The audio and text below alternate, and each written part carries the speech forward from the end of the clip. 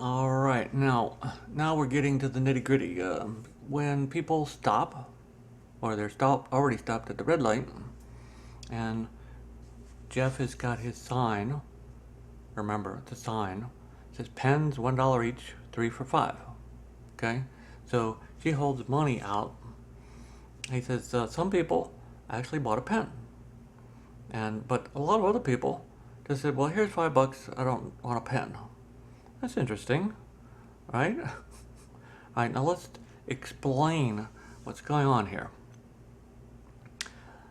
Put yourself in the place of Jeff, standing there by the road, holding his cup full of pens and the sign.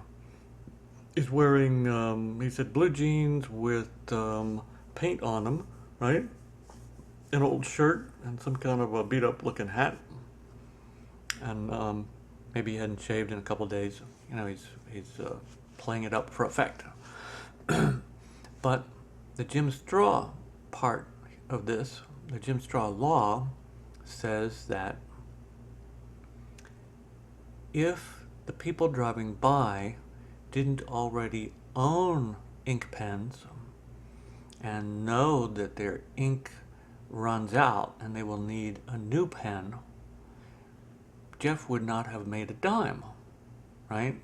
He may as well put up a sign saying, "We'll work for money," we'll work for food, rather.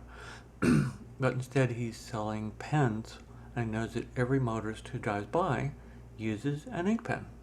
Now, this may not be a shocker to you. However, I just got a phone call from some SOB trying to sell me kitchen cabinets. I have no interest in kitchen cabinets, right? And then we got somebody else who wants me to give money to a charity, which I have never given money to. I get emails from a political party that I'm not affiliated with. How about that? They're actually sending emails to the enemy. We won't talk about politics, but I'm sure this is happening to you. This is not the Jim Straw method. Jim made $500 million by finding people who already had a product or were using a service, and then he found more of those and showed them the list, just like the sign. Right, now let's pretend that Jeff is standing by the road.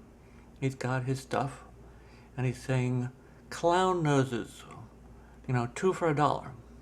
How do you think he's going to make out? How many of those people driving by, even stuck at the red light, use up clown noses?"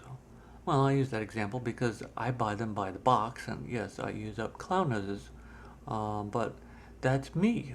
I'm one, in probably a few 100,000. The clowns are not very dense on the ground, right? So my point is very simple, but unbelievably frequently broken. Only sell and not sell. You don't even have to sell.